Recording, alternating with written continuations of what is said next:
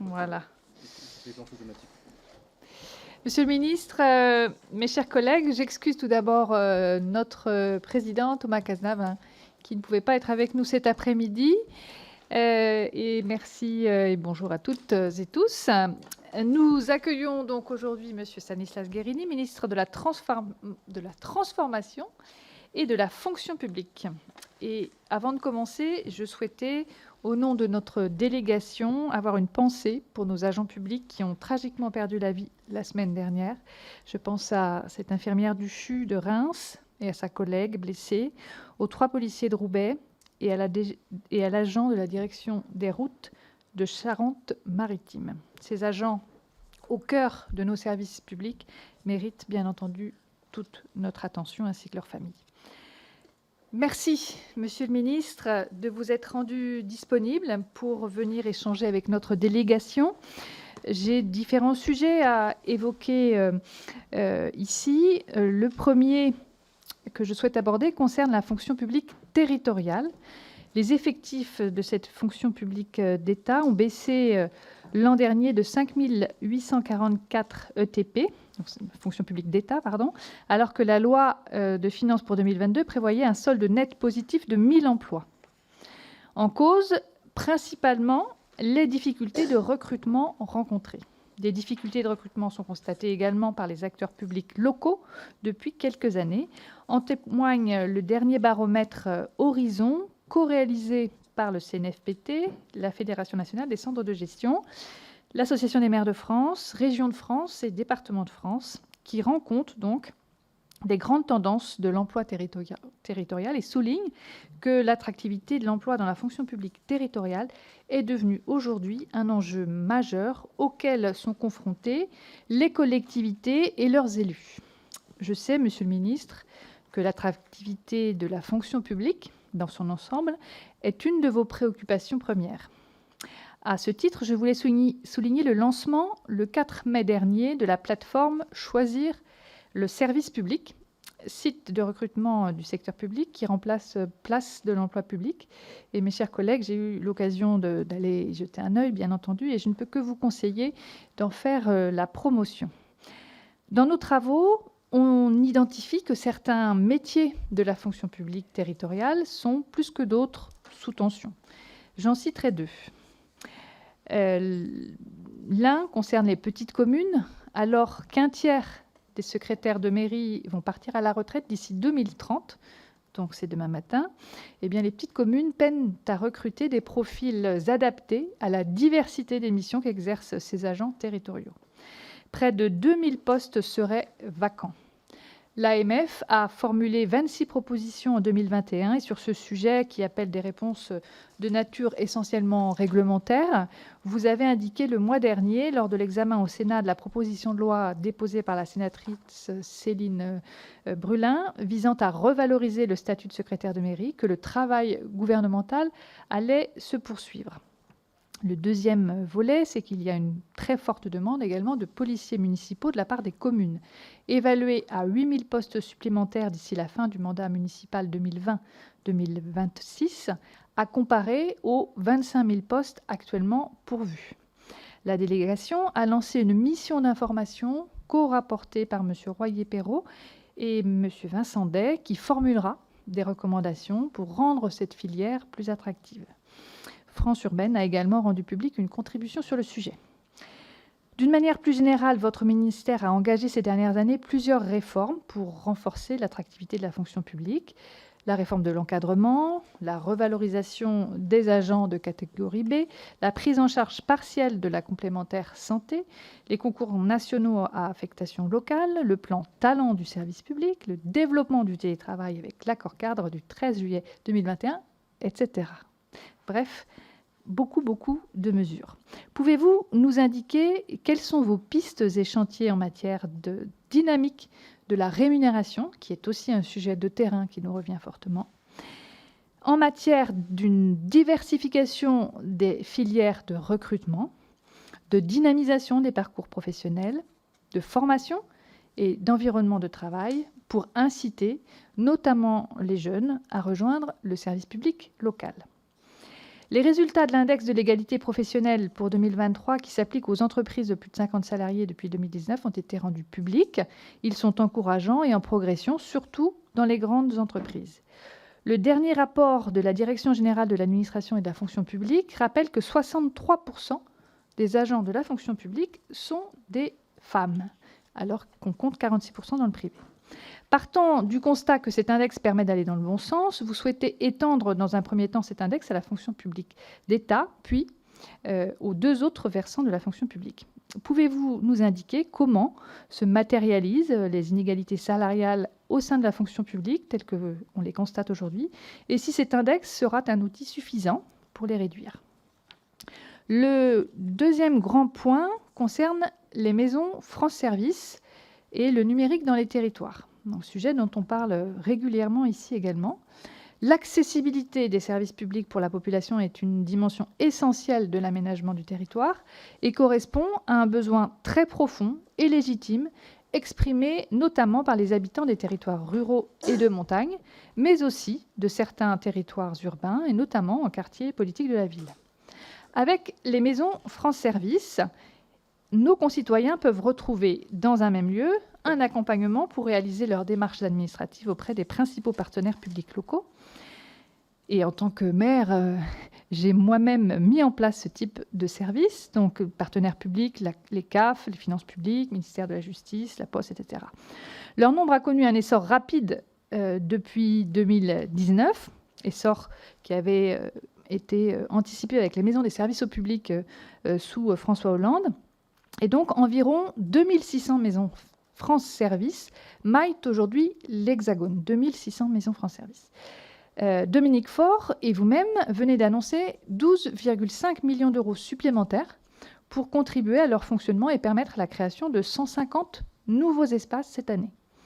Quelles sont les prochaines étapes du déploiement des réseaux France Service, de l'enrichissement du bouquet de services proposés et aussi, sujet très important, de formation des agents en poste? D'autres initiatives, à l'image de celles que vous avez initiées avec Sylvie Retailleau pour renforcer l'accessibilité des services publics pour les étudiants, grâce à un protocole d'expérimentation entre France Service et le CNUS. Est-ce que c'est envisagé également? Enfin, alors qu'elles sont plébiscitées pour la qualité du service offert, 94% d'usagers satisfaits concernant les maisons France Service, et malgré tout, la qualité est parfois jugée insuffisante, malgré un chiffre donc très haut, tant par les élus locaux que par leurs administrés. Donc, il est toujours utile de se questionner et d'avoir une critique constructive. Ne pourrait-on pas, par exemple, mieux faire connaître ces structures de proximité auprès de nos concitoyens? Et enfin, un mot, Monsieur le Ministre, sur les usages des services numériques dans les territoires. On constate que les collectivités territoriales semblent avoir plus de retard que les administrations de l'État en matière de transformation numérique et d'ouverture de leurs données. Notamment, moins d'une collectivité sur 6 ouvre une partie de ces données, selon l'association Open Data France. Or, aujourd'hui, on sait bien que le premier contact de nos concitoyens avec une administration, même locale, eh bien, c'est son site Internet ou une application mobile. Donc, la transformation numérique de l'action publique est un enjeu de taille, mais pas que. Et les récentes attaques informatiques, et en Anjou, on est très concerné, montrent que la protection des systèmes d'information, la cybersécurité, est cruciale. Donc, de même, l'ouverture et le partage de données publiques sont nécessaires pour rendre plus agile l'économie locale, mais aussi simplifier et accélérer l'action publique. Vous animez le programme TNT, nom bien connu, Transformation numérique des territoires, créé en mai 2021, qui porte notamment le Fonds de transformation numérique des collectivités territoriales, doté de 90 millions d'euros, copiloté par la direction interministérielle, la DINUM et l'ANCT. Quels sont les axes de travail de ce programme pour 2023 et comment concrètement assiste-t-il les collectivités territoriales, surtout c'est ça qui nous importe ici. Donc comment est-ce que les collectivités sont assistées dans la conduite de leurs investissements dans le numérique? Et vous avez lancé le 12 avril une mission pour lever les freins des collectivités territoriales dans l'ouverture et l'exploitation de leurs données, qui doit rendre ses conclusions en juillet. Et comment les collectivités territoriales doivent-elles travailler sur ce sujet? N'y a-t-il pas une forme parfois de chacun pour soi de la part des grandes collectivités qui développent leur propre potentiel de Smart City. Et à l'autre bout, peut-être une mise à l'écart des petites collectivités qui ne voient pas nécessairement l'intérêt de la donnée et qui n'ont pas la ressource technique ni financière, bien entendu, pour répondre à cet enjeu. Voilà, j'ai été un peu longue, mais on avait beaucoup de choses à partager avec vous et je suis certaine que les collègues auront aussi beaucoup de questions. Merci, Monsieur le Ministre. Merci beaucoup, Madame la Présidente, chère Célia Dupont, Mesdames et Messieurs les députés. D'abord, je voudrais vous remercier, avant d'entrer dans le fond des sujets, pour les mots que vous avez eus à l'égard des agents qui ont perdu la vie en rendant leur mission. La semaine dernière, nous avons été confrontés à des drames en série, de nature différente certes, mais qui nous rappellent à chaque fois que les agents sont en première ligne, font don parfois de leur vie en rendant cette mission-là. Et malheureusement, cette série de drames est venue de s'ajouter à une autre série d'agents qui avaient perdu la vie dans les mois qui avaient précédé. Et je crois qu'on ne doit jamais rester inactif ou impuissant face à ces drames-là. J'ai réuni vendredi dernier l'ensemble des directions d'administration de réseaux, de guichets, pour réfléchir ensemble, formuler des propositions. Un certain nombre d'améliorations ont été portées sur la protection fonctionnelle, sur les sanctions renforcées encore à l'égard des violences, des menaces parfois à l'égard des agents publics. Mais je crois que nous pourrons aller plus loin et je souhaite, dans les prochaines semaines, formuler des propositions en ce sens. Et je crois que c'est ce que nous devons aux agents de la fonction publique.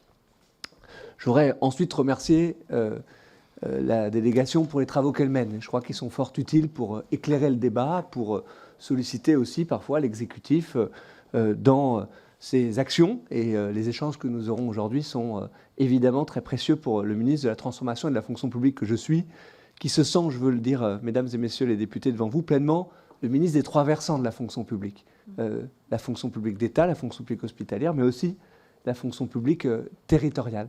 Je crois que ce que vit aujourd'hui les enjeux de la fonction publique territoriale traduisent peut-être avec une acuité encore renforcée les défis de la fonction publique. Et je voudrais, pour répondre aux différentes sollicitations, aux questions que vous m'avez posées, peut-être formuler mon propos en développant devant vous trois enjeux. Un enjeu de méthode, d'abord, de concertation. Je crois que plus que jamais, les défis auxquels on fait face doivent nous conduire à faire ensemble, en réalité. Et puis, au service de deux priorités que vous avez mentionnées, celle de l'accès, de la qualité de nos services publics, et puis le défi qui est peut-être le défi central et premier, celui de l'attractivité de la fonction publique pour nous donner les moyens, au fond, de répondre à des services publics de qualité. Un mot rapide, d'abord, sur la méthode que je souhaite être la mienne. Je pense que ce que nous vivons en matière de défis de transformation, mais aussi de crises successives, doivent nous conduire, je le disais plus que jamais, à faire ensemble.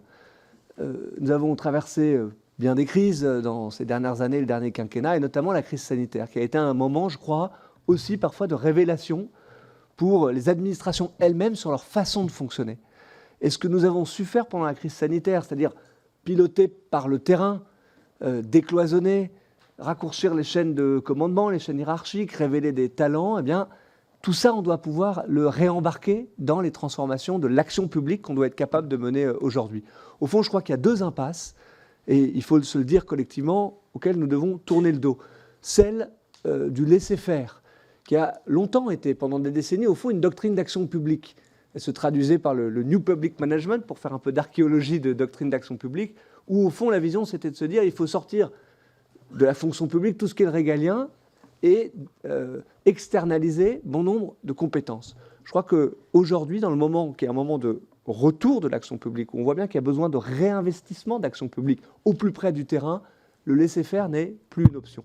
Je crois qu'il y a une autre option qu'il faut écarter totalement, c'est celle de faire seul. Penser que la fonction publique ou la puissance publique pourrait, sans partenariat, sans collaboration avec l'ensemble des acteurs, appréhender et relever les défis qui sont devant nous, celui de la transition écologique, celui de la transition numérique, celui de la transition démographique.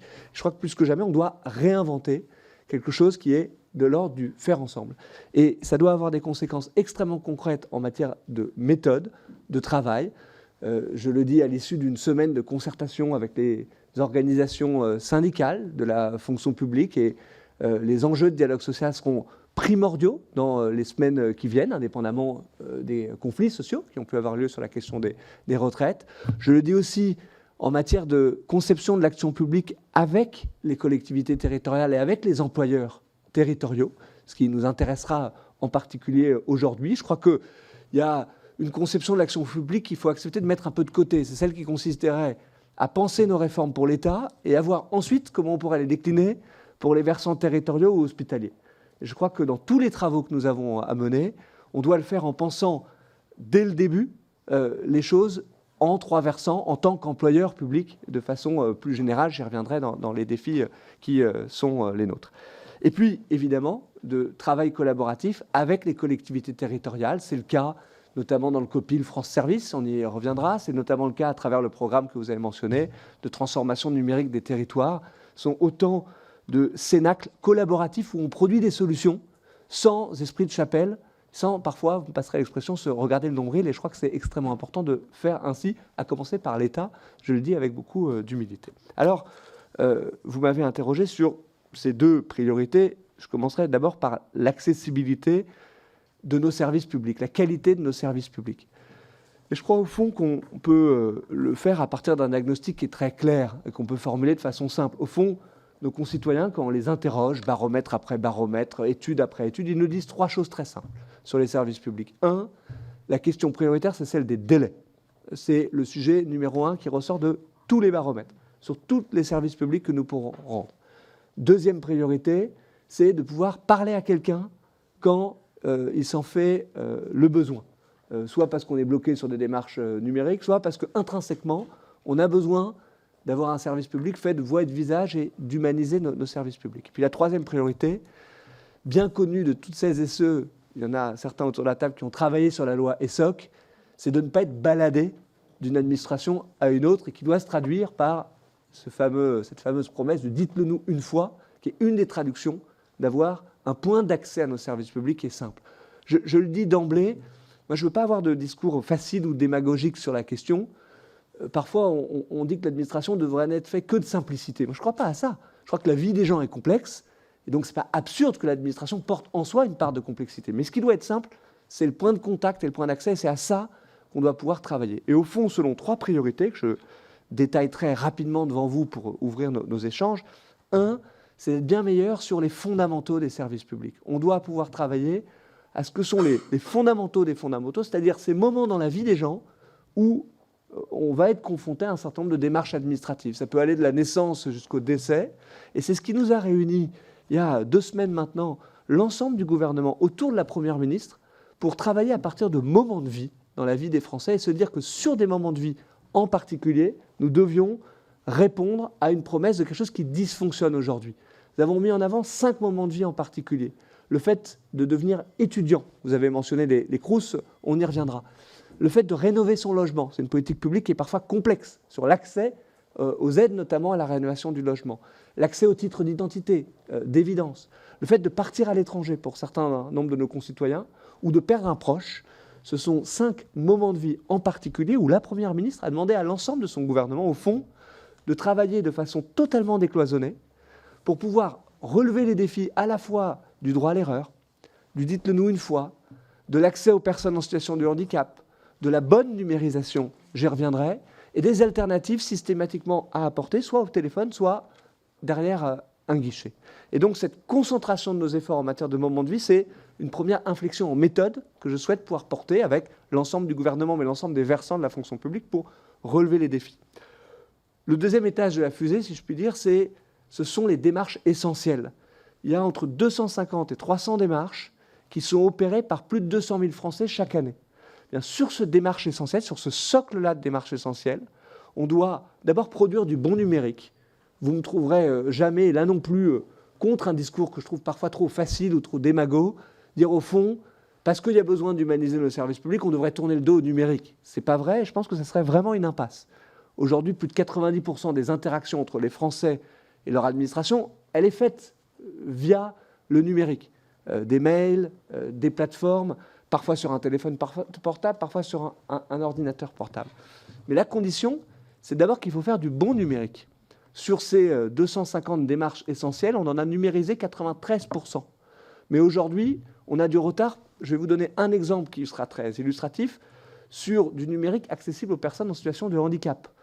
Entre 40 et 50% de ces démarches sont pleinement accessibles aux personnes en situation de handicap. C'est parfois une alternative audio, par exemple, pour pouvoir lire un site Internet pour des personnes malvoyantes. Ben, on voit bien qu'on crée là les conditions pour déverser un certain nombre de nos concitoyens sur des guichets ou du téléphone, parce qu'on rend de toute façon impossible les démarches numériques pour elles. Donc d'abord, la bonne condition et la condition première, je dirais, c'est de faire du bon numérique, de partager notamment la donnée pour faire en sorte que, une fois qu'on a donné à une administration ces informations, elles puissent évidemment être automatiquement remplies. Cela nourrit les enjeux qui sont présentés ces jours-ci sur à la fois la lutte contre les non-recours, mais aussi la lutte contre la fraude. La deuxième priorité, c'est d'être bien meilleur sur le téléphone, sur ces démarches-là. Un plan téléphone avait été lancé avant la crise sanitaire, il faut reconnaître les choses. La crise Covid a mis un coup d'arrêt à cette intensité, je dirais, d'engagement sur la qualité de l'accueil téléphonique, et nous avons repris des engagements très concrets sur les taux de décroché, sur le fait de sonder systématiquement les usagers qui contactent les administrations et d'avoir, c'est un des engagements du comité interministériel de la transformation publique, une alternative toujours possible d'être rappelée, c'est-à-dire de demander, comme bon nombre d'entreprises, pardonnez le comparable, mais le font aujourd'hui, pouvoir dire, moi je souhaite être rappelé et d'avoir un créneau où quelqu'un de l'administration me rappelle, ben, je souhaite que toutes les administrations à guichet, si je puis dire, formulent ou fournissent ce service-là. C'est aussi ce que nous a demandé la Première ministre. Et puis, pour ne pas être trop long, le troisième étage de la fusée, c'est de faire en sorte que l'on puisse rendre un service public pour celles et ceux qui sont les plus éloignés et pour lesquels le numérique n'est pas une option de toute façon. Je le disais tout à l'heure, soit parce que c'est vous et moi, on a tous été bloqués à un moment donné sur un site qui ne fonctionne pas ou dont on n'arrive pas à comprendre la complexité, soit parce que les chiffres varient, mais ils sont après tout assez convergents, ce sont ceux de la défenseur des droits, de la médiation numérique. Ce sont nos 13 millions de concitoyens qui sont intrinsèquement éloignés du numérique, parce qu'ils sont âgés, parce que ce sont des jeunes qui sont habitués à mener des démarches sur un téléphone portable, mais qui sont peu habitués au langage administratif et qui sont en difficulté dès lors qu'ils doivent faire face à une démarche en ligne. Et donc, pour cela, nous devons avoir une politique qui est davantage de dentelle, de fine couture, et c'est là où on doit concentrer nos efforts pour offrir des alternatives et réouvrir une politique de guichet. Vous avez mentionné France Service. C'est vrai que nous concentrons beaucoup de moyens sur France Service. C'est une politique publique qui fonctionne. Ce sont aujourd'hui, vous l'avez indiqué, Madame la Présidente, 2600 espaces France Service ouverts à travers le territoire. Ça veut dire un espace France Service à moins de 20 minutes pour 92% de nos concitoyens ou à moins de 30 minutes pour 98% de nos concitoyens. Aujourd'hui, France métropolitaine et ultramarine, ça compte.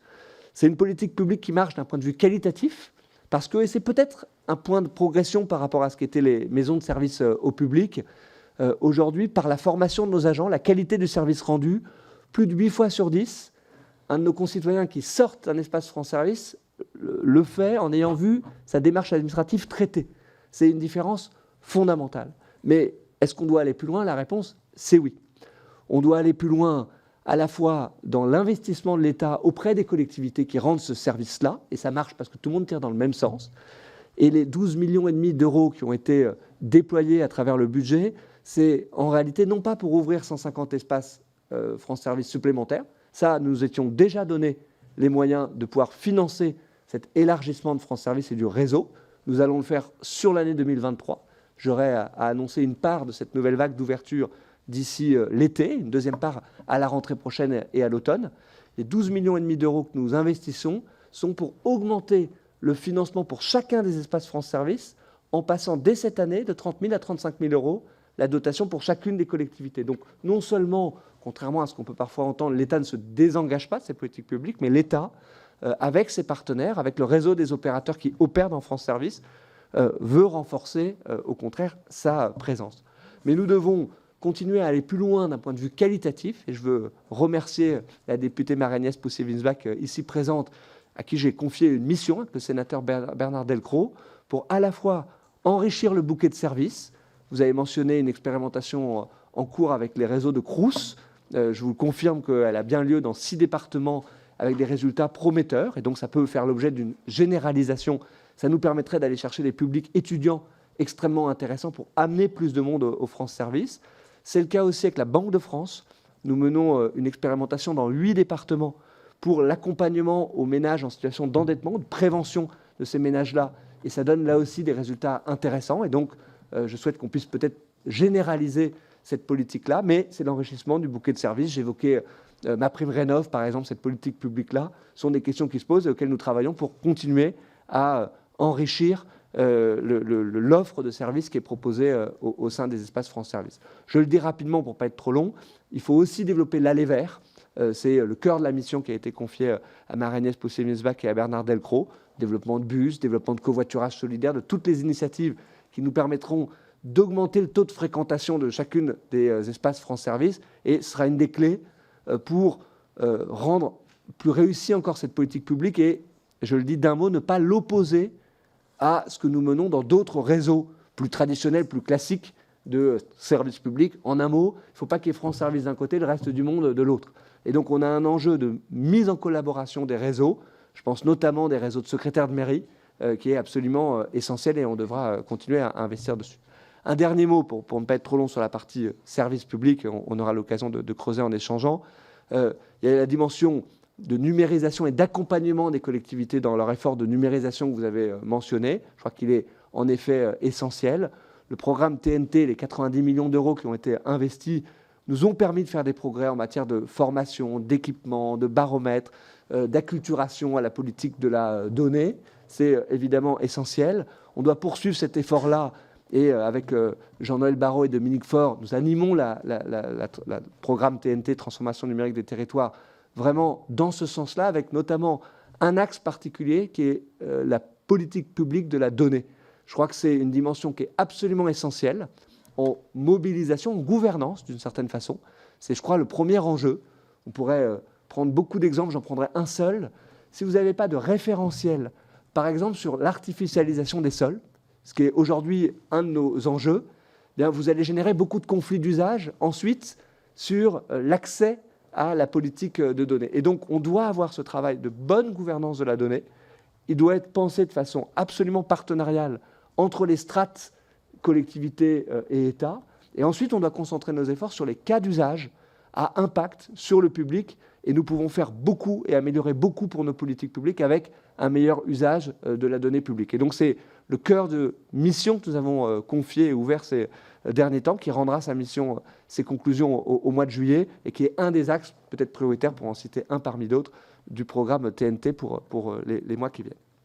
J'accélère pour ne pas être trop long, en donnant ce qui est pour moi le deuxième versant, au fond, qui est la condition de réussite de nos services publics, qui est la question que vous avez mentionnée, qui est celle de l'attractivité de la fonction publique. Vous avez donné un certain nombre de chiffres de sous-exécution budgétaire en ce qui concerne la fonction publique d'État. Ils sont parfaitement avérés.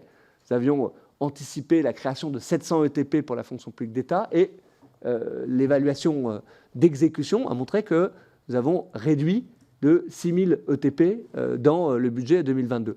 Est-ce que c'était une volonté de la part du gouvernement ?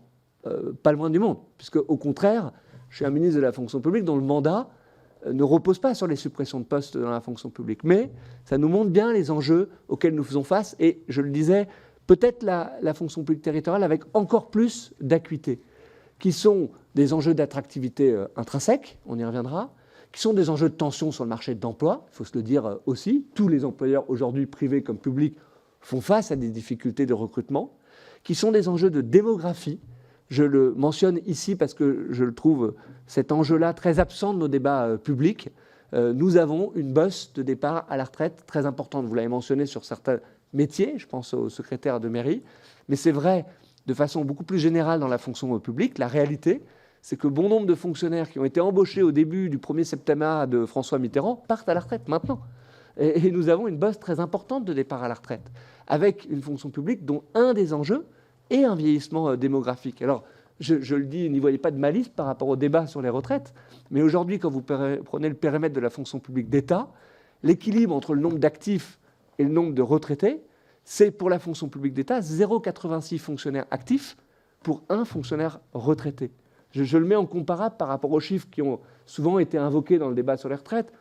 Dans les années 70, 4 actifs pour un retraité.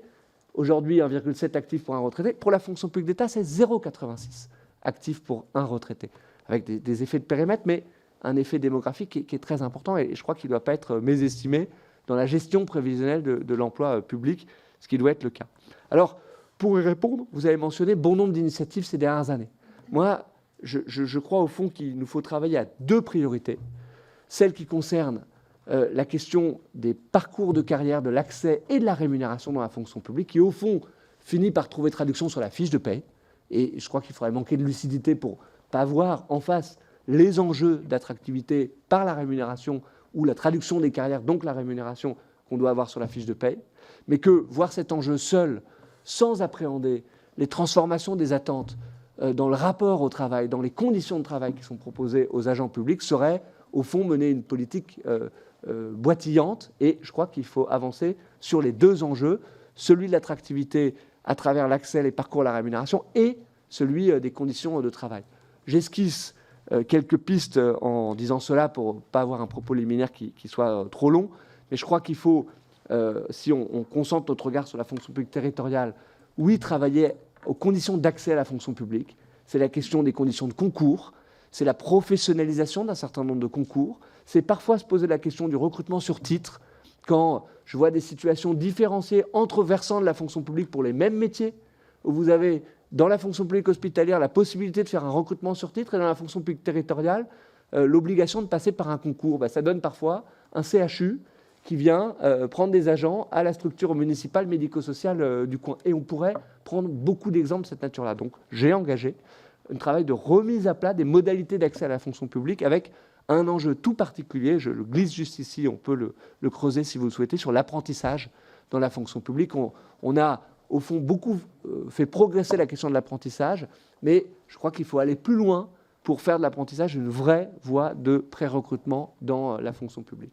Il y a la question des parcours de carrière, par la formation, par la validation des acquis de l'expérience, ça doit être un axe de travail prioritaire. Au fond, la question, c'est pour moi, parce que je suis interrogé parfois sur cette question-là, c'est pas de remettre en cause des catégories A, B ou C, mais de faire en sorte qu'on puisse plus facilement passer aujourd'hui de catégorie C à catégorie B, par exemple, quand les conditions de son métier sont réunies. Nous aurons à débattre, vous m'avez invité au fond à en dire quelques mots, à la question des secrétaires de mairie, qui sont pour moi un exemple type des enjeux d'attractivité que nous avons dans la fonction publique. Vous avez redit les enjeux démographiques sur cette filière-là, très féminisée par ailleurs, 94% de femmes. Et je souhaite qu'on puisse, pour les secrétaires de mairie, aller beaucoup plus loin en matière d'assouplissement des quotas de promotion. C'est un engagement que j'ai pris auprès des employeurs territoriaux, de le faire à travers, une dimension de validation des acquis de l'expérience. Quand une secrétaire de mairie a 20 années d'expérience dans une collectivité, je considère que le contenu de son métier doit permettre une promotion hors quota de catégorie C, 74% des secrétaires de mairie, à catégorie B. Et on doit le faire via la question de la formation. Et donc, nous aurons à penser une formation de professionnalisation pour permettre là aussi aux collectivités qui le souhaitent de promouvoir leurs secrétaires de mairie hors quota de promotion. Je glisse ces éléments, on pourra évidemment les développer, mais je veux en faire au fond un démonstrateur du fait qu'il n'y a pas de fatalité à nos questions d'attractivité. Je crois au contraire que nos difficultés, que je regarde en face, elles sont des bonnes occasions de pouvoir bouger les lignes comme on ne les a pas fait bouger depuis bien des années dans la fonction publique, et je crois que c'est évidemment nécessaire. Et puis, il y a des enjeux de rémunération. Je le dis de façon assez courte parce qu'on pourra là aussi creuser ces questions-là. À court terme, un enjeu de pouvoir d'achat pour les agents de la fonction publique. J'ai dit aux organisations syndicales que les dernières évolutions salariales que nous avons faites sur l'indice minimum de traitement, qui venait mettre en cohérence l'indice minimum avec l'augmentation du SMIC, ça n'était pas pour solde de tout compte. Il fallait en discuter. C'est l'objet des discussions que j'ai en ce moment avec les organisations syndicales, mais qu'il y a des questions beaucoup plus structurelles, avec des grands enjeux. J'en citerai 3, qui sont pour moi les principes qui m'animent dans la mise à plat du système de rémunération dans la fonction publique. Le premier, c'est un enjeu au fond de protection des bas de grille et d'oxygénation des bas de grille. Vous connaissez bien la problématique d'écrasement des grilles dans la fonction publique. Il est réel, il faut y apporter des réponses. Le deuxième, c'est un enjeu de capacité d'évolution de rémunération dans sa carrière. Comment est-ce qu'on peut dynamiser les évolutions proposées et assumer une différenciation. Dans le cadre, vous l'avez mentionné, de la réforme de la haute fonction publique, nous avons créé des dispositifs d'accélérateur de carrière. Je crois que ce dispositif doit nous inspirer pour pouvoir proposer des évolutions en matière de rémunération. Puis le troisième principe, c'est notre capacité de rémunération, de l'engagement, du mérite, de la performance individuelle et collective. Et ce ne sont pas, dans la bouche du ministre de la fonction publique, des gros mots. Je crois au contraire que ces dispositifs-là peuvent être tout à fait compatibles avec les fondamentaux du statut de la fonction publique qui, au fond, fait de droits et de devoirs et qui peut nous permettre de moderniser la fonction publique. Voilà pour le dire en quelques mots, et je terminerai peut-être en évoquant la question des conditions de travail, qui est éminemment large. J'ai engagé un programme qui doit placer l'agent au cœur de nos préoccupations, autour de promesses employeurs pour, au fond, améliorer les conditions de travail. Je les mentionne très rapidement. La question du management, je crois qu'elle est absolument déterminante dans la fonction publique. Elle passe par les dispositifs de formation initiale et continue. Elle passe par la revue de nos dispositifs d'évaluation de nos cadres dans les trois versants de la fonction publique. Je pense à la question de la simplification de la vie de nos agents. Bon nombre d'irritants du quotidien doivent permettre des démarches d'amélioration continue. Et c'est un enjeu très important que j'ai lancé avec les employeurs des trois versants de la fonction publique. Je pense à la question de la prévention et de la santé au travail. Ce sont des axes extrêmement importants à la fois de prévention de l'usure et de la pénibilité. On pourra détailler ces questions-là, mais aussi de la santé au travail pour faire aboutir le chantier autour de la prévoyance. Après le versant de protection en matière de complémentaire santé, nous aurons à faire aboutir dans les semaines qui viennent, je l'ai indiqué aux organisations syndicales, le chantier de la prévoyance et d'amélioration statutaire pour les agents de la fonction publique. Ce sera un chantier évidemment très important. Quatrième promesse employeur, c'est celui des conditions de travail, de l'environnement de travail. Je pense à la question du télétravail, du temps de travail, la transformation des espaces de travail ou encore l'application de la sobriété énergétique sur les lieux de travail. Et ces enjeux-là, pour moi, doivent être appréhendés ensemble pour leur donner du sens. C'est la question de l'égalité professionnelle que vous avez mentionnée, Madame la Présidente, qui est pour moi centrale. Je réserve peut-être un peu plus de détails aux échanges qu'on pourra avoir. Mais oui, je souhaite qu'on puisse instaurer un index d'égalité professionnelle dans la fonction publique. Il existait depuis quelques années, instauré par Muriel Pénicaud pour les entreprises du privé. Il n'existait pas pour la fonction publique et je pense qu'il faut remédier maintenant à ça pour mesurer, corriger et sanctionner les administrations qui ne mettraient pas en place des actions de correction. C'est aussi le dispositif de nomination équilibrée, c'est-à-dire d'accès aux emplois d'encadrement issus de la loi Sauvadet, qui a maintenant 12 ans, que je souhaite rendre de façon plus ambitieuse, plus contraignant et plus ambitieux pour l'ensemble des administrations. On aura là aussi l'occasion d'en parler. Mais au-delà de ces outils de mesure ou de nomination, ce sont bien sûr les enjeux de conditions de travail qu'il faut travailler. Et nous aurons là aussi avec les organisations syndicales à repenser, à renégocier des plans d'égalité salariale sur tous les aspects, l'éradication des violences sexistes et sexuelles, la question de la santé au travail, la question notamment de la meilleure prévention des maladies chroniques féminines. Et là aussi, dans les jours qui viennent, j'aurai l'occasion d'apporter des améliorations sur ces questions-là. Et puis le dernier point, si je fais le tour des promesses employeurs, c'est la question du logement des fonctionnaires. Elle est là aussi un outil de pouvoir d'achat central et parfois de réponse aux enjeux de différenciation que nous avons en fonction des territoires. Et je crois que là aussi, ça pourra nourrir les échanges que nous avons. Voilà, pardon pour ce propos à mon tour peut-être un peu long, mais sur les sujets d'ensemble. Et mon mot de conclusion, cette fois-ci finale, ce sera pour dire que nous devons nous mobiliser aussi pour porter la diversité des métiers de la fonction publique. C'est vraiment ma conviction. Il n'y a au fond pas un employeur dans le pays qui est capable de proposer plus de 1000 métiers sans changer d'employeur. Je crois que c'est ça le cœur, la promesse que nous vous pourrons apporter, au-delà de celle du sens. Elle est évidente, mais j'ai lancé effectivement, vous en avez fait mention, à l'occasion d'un salon national de l'emploi public. C'était la première fois depuis 2016 que nous ne tenions pas ce salon-là, et certains d'entre vous sont venus à ce salon. Ils ont pu voir 4000 personnes qui sont venues s'intéresser au métier de la fonction publique, et ils l'ont fait par l'intérêt des différents métiers. Nous avons lancé une nouvelle campagne à cette occasion. Nous avons effectivement lancé ce site Choisir le service public. Moi, je veux dire à toutes celles et ceux qui écouteraient cette audition qu'il y a 58 000 jobs qui sont aujourd'hui ouverts sur le site Choisir le service public et qui sont des métiers extrêmement divers, qui peuvent ouvrir des carrières extrêmement diversifiées dans la fonction publique. Et je crois que ça doit, avec la question du sens, refaire peut-être de la fonction publique l'employeur le plus attractif du pays. En tout cas, c'est mon objectif.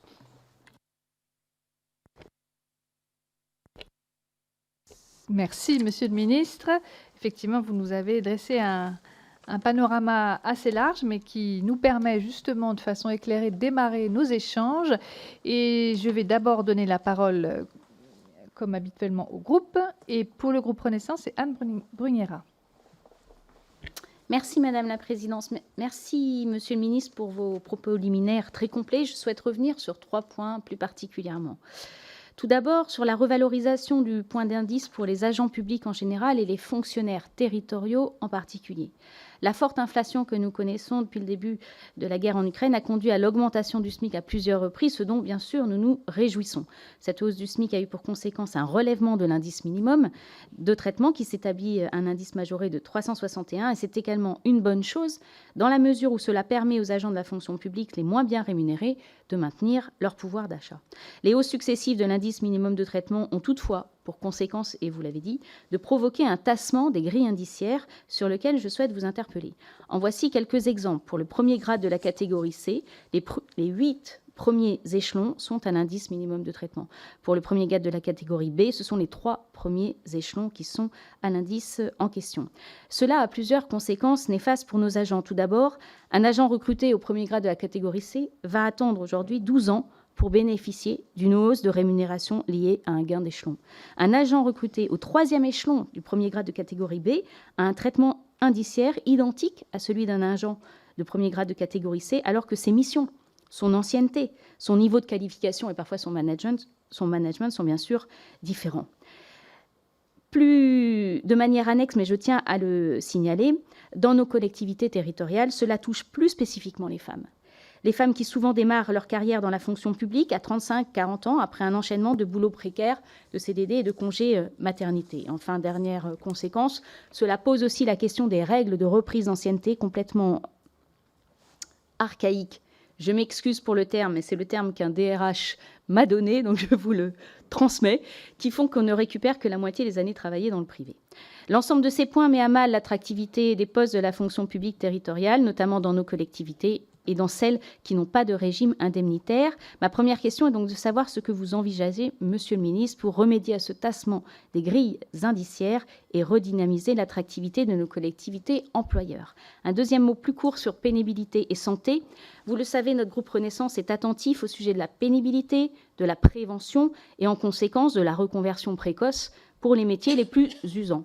Je peux ainsi citer pour la fonction publique territoriale des métiers que je connais bien, celui des ATSEM ou du personnel de crèche ayant été adjointe à l'éducation et à la petite enfance. Ce sont des métiers aux postures difficiles qui deviennent rapidement pénibles et même si nous pouvons adapter les postes, adapter les postures avec par exemple des chaises hautes à la cantine ou des bras télescopiques, qu'en est-il de leur reconversion? Pouvez-vous nous dire un mot de ce qu'il en est de la mise en place du fonds de prévention de la pénibilité dans la fonction publique que vous avez annoncé et aussi du travail de la reconversion de nos agents territoriaux?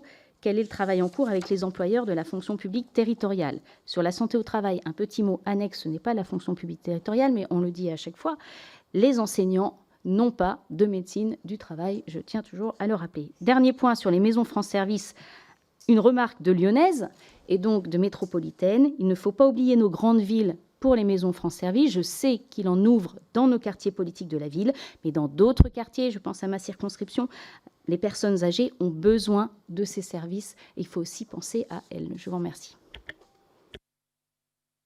Merci. Alors, je pense que M. Dessigny pour le RN n'est pas arrivé, donc je propose à M. Lotio de prendre la parole.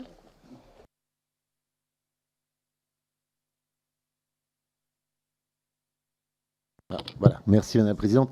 Monsieur le Ministre, bon, je voulais vous interroger aussi sur l'attractivité. Il y a déjà beaucoup de choses qui ont été dites et demandées. Moi, je voudrais revenir sur quelques petits points. Premièrement, en effet, l'attractivité, je pense qu'il y a 3 soucis. Il y a un souci de reconnaissance. Souci de reconnaissance, d'une part, sur la valorisation de certains métiers de la fonction publique territoriale, notamment communale, qui ne sont pas forcément évidents.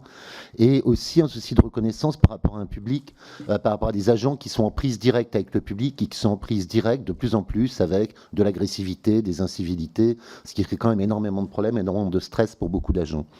Le deuxième point, c'est en effet les grilles qui apparaissent aujourd'hui un peu archaïques, le terme a été employé, mais c'est ça, un peu rigide, qui rendre difficile de valoriser finalement, vous en avez parlé, l'avancement, les qualités professionnelles, l'implication. Donc qu'est-ce qu'on peut faire à ce niveau-là? Et c'est vrai que les quotas paraissent aujourd'hui un schéma un petit peu dépassé. Et il y a aussi une question, on va avoir de plus en plus de contractuels, on a de plus en plus de contractuels dans la fonction publique, parce qu'il y a des métiers qui ne sont pas anticipés, parce que voilà, il y a un besoin de souplesse. Et est-ce qu'on ne devrait pas aujourd'hui raccourcir un peu le délai sur lesquels on peut les CDIser, si vous me passez ce néologisme, qui est aujourd'hui de 6 ans, le passer à 3 ans. Et enfin, la rémunération, vous l'avez évoqué aussi, c'est vrai qu'il y a des choses à faire certainement en termes de régime unitaire, de possibilités de souplesse là aussi, et je voudrais attirer votre attention aussi sur le point des petites communes. C'est-à-dire que vous avez parlé des secrétaires de mairie, mais il y a aussi un peu l'encadrement intermédiaire des petites communes, et en termes de régime unitaire et de primes, les possibilités sont beaucoup plus restreintes pour les communes de moins de 2000 habitants, alors que ce sont des agents qui souvent ont besoin de mettre en place une polyvalence peut-être plus grande que dans les grandes communes, et qui sont vraiment tout le temps au contact finalement, et ils s'en voient un peu moins récompensés, ce qui peut renforcer les difficultés qu'encontre cette commune. Voilà un petit peu les 3 points que je voulais vous poser. Je vous remercie.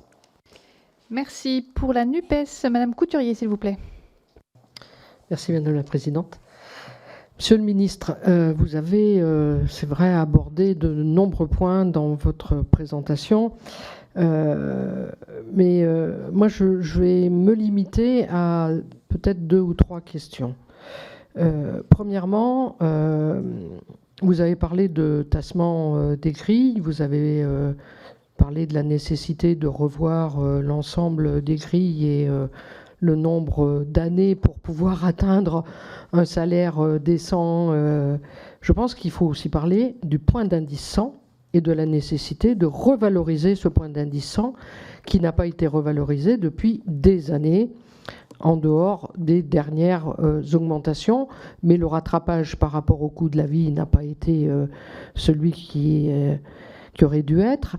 Et vous le savez très bien qu'aujourd'hui, la rémunération dans la fonction publique et aussi, mais vous en avez parlé, des conditions de travail dans les services font qu'aujourd'hui, bon nombre abandonnent le service public pour se tourner vers d'autres métiers au regard des difficultés qu'ils rencontrent.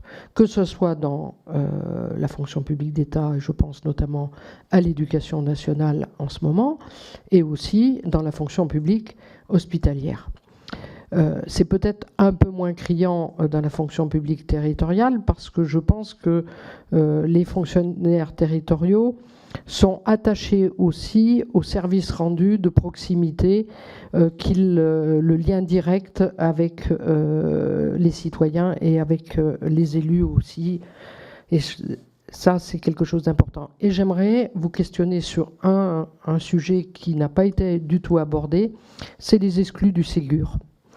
Bon nombre d'agents dans la fonction publique territoriale en particulier, tous ceux qui travaillaient dans les services d'action sociale n'ont pas malheureusement été bénéficiaires des mesures. Et je voudrais savoir ce que vous comptez justement rattraper cette inégalité de traitement au regard de leur mission. Enfin, vous avez fait état de peut-être, moi je l'ai compris comme ça, mais c'est pas nouveau, le passage au mérite, le passage à une rémunération liée à des engagements, la nomination hors quota. Mais je rappelle quand même que les élus, et notamment dans la fonction publique territoriale, les élus locaux, c'est aussi, eux, sont maîtres par des quotas, quand ils en ont la capacité et qui ne dépendent pas forcément du centre de gestion. Et là, on sent bien qu'il y a un risque de dépasser, je dirais, les règles du statut, pour, en fin de compte, avoir des nominations et des promotions, parfois à la tête un peu du client. Et on sait très bien les risques que ça peut entraîner, notamment dans la fonction publique territoriale. Je suis une ancienne fonctionnaire d'État et de la fonction publique territoriale. Et je vais y venir justement, c'est sur cette question de la prévention et de la santé au travail. Tout à l'heure, vous avez rappelé et rendu hommage au personnel, malheureusement, qui ont perdu la vie. Mais il y a aussi tous ces agents aujourd'hui qui sont en dépression, je vais utiliser ce mot, et qui sont sous médicaments pour résister au regard des conditions de travail. Et les risques psychosociaux sont quelque chose aujourd'hui qui... je suis une ancienne de France Télécom, donc si vous voyez ce que je veux dire. Voilà. Donc les risques psychosociaux sont quelque chose de très très fort à l'heure actuelle et qui malheureusement pousse de nombreux agents de la fonction publique à quitter la fonction publique au regard justement des difficultés qu'ils rencontrent. Temps de travail, chiche, monsieur le ministre. Oui, il faut réduire le temps de travail. Il faut peut-être réfléchir justement à une autre organisation du temps de travail. La semaine en 4 jours pourrait très bien se concevoir dans nos services, mais dans la fonction publique territoriale, je rappelle qu'une des marges de manœuvre que nos élus avaient pour compenser parfois le manque d'attractivité des salaires, c'était justement les congés et une réduction du temps de travail avec en dessous des 1607 heures. Et malheureusement, aujourd'hui, les élus sont contraints à passer aux 1607 heures. Et ça, c'était certainement pas une condition pour améliorer, je dirais, les conditions de travail. Juste 2 mots. Maison France Service. France Service, eh bien, oui, aujourd'hui, les élus, et en particulier en milieu rural, sont contents de revoir les services publics arriver. Mais pourquoi? Mais parce qu'ils ont été massacrés. Alors, il n'y a pas que votre gouvernement, monsieur Guerini, bien évidemment, mais ça fait des années que les services publics ferment, et en particulier en milieu rural. Et oui, c'est un besoin. Il y a un besoin de services publics. Mais c'est le résultat, malheureusement, de politiques publiques qui ont amené à la fermeture des bureaux de poste, des perceptions, des maternités, des écoles, des collèges. Et sans vous parler non plus, en milieu urbain, de la police de proximité. Police de proximité qui, malheureusement, a contraint parfois les élus locaux à créer des polices municipales et à renforcer leurs services mais malheureusement sans moyens financiers pour pouvoir compenser les missions de l'État. Et aujourd'hui, Maison France Service, moi ce que je constate dans mon département, c'est que bien souvent les agents manquent de formation. Parfois on fait appel à des personnels qui sont des emplois civiques, notamment, qui sont pleins de bonne volonté, mais n'ont pas la capacité de pouvoir répondre, je dirais, jusqu'au bout et d'accompagner le citoyen jusqu'au bout de sa demande. C'est vrai, une porte d'entrée, mais bien souvent pas totalement efficace. Merci. Chers collègues, merci. Alors, pour les Républicains, monsieur Breton, s'il vous plaît. Oui, merci Madame la Présidente. Tout d'abord, merci Monsieur le Ministre pour ce tour d'horizon que vous avez fait. Moi, je voudrais revenir sur 2 points. D'une part, le développement des nouvelles technologies. D'autre part, l'attractivité des métiers de la fonction publique. Sur le développement des nouvelles technologies, il y a quand même des procédures, des dispositifs de dématérialisation qui provoquent quand même beaucoup de dégâts. On le voit dans nos permanences parlementaires. On a quand même de plus en plus de demandes de rendez-vous par rapport à des citoyens de toute génération et de tout milieu, contrairement à ce qu'on croit. C'est pas réservé effectivement à certains qui, effectivement, ont de gros problèmes d'accès. Donc, je crois que tous les efforts qui peuvent être faits dans ce sens, c'est important qu'ils puissent être faits.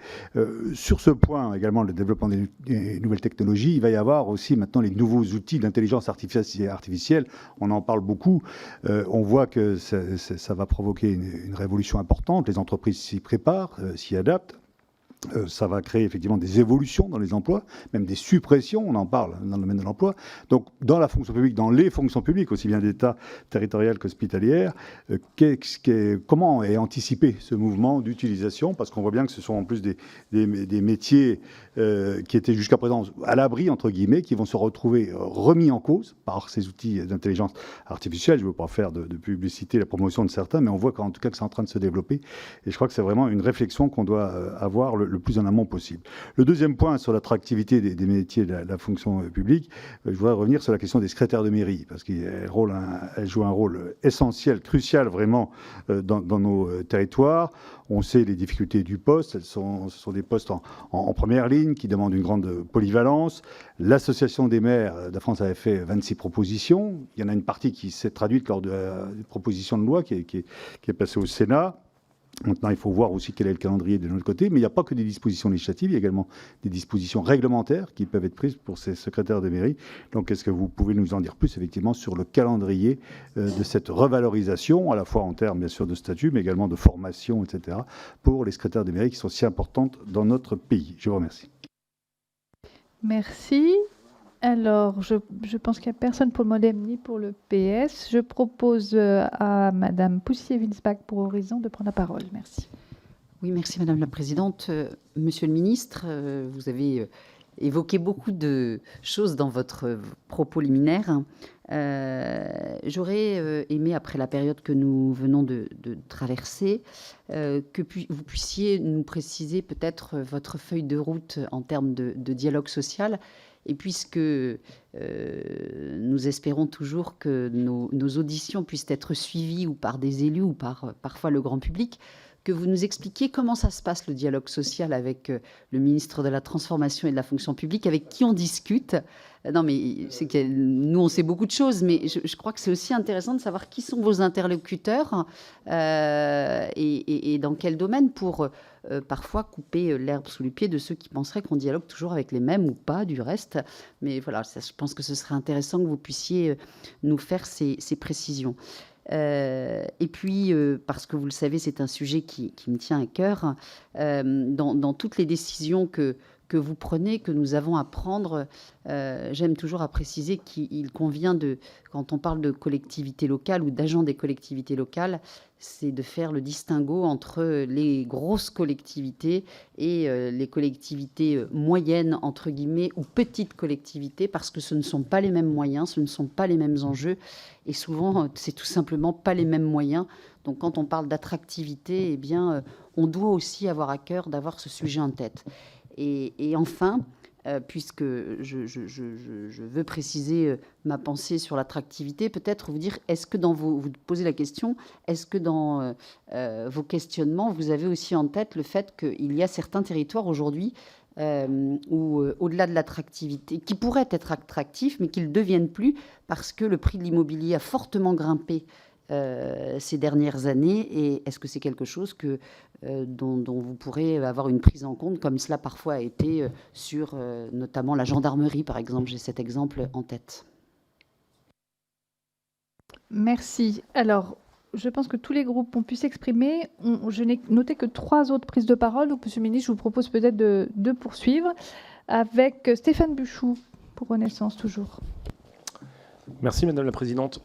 Monsieur le Ministre, merci pour ce propos qui a abordé beaucoup de sujets. Donc moi j'avais une question sur les secrétaires de mairie. Donc voilà, comme personne n'en a parlé, j'aborde la question.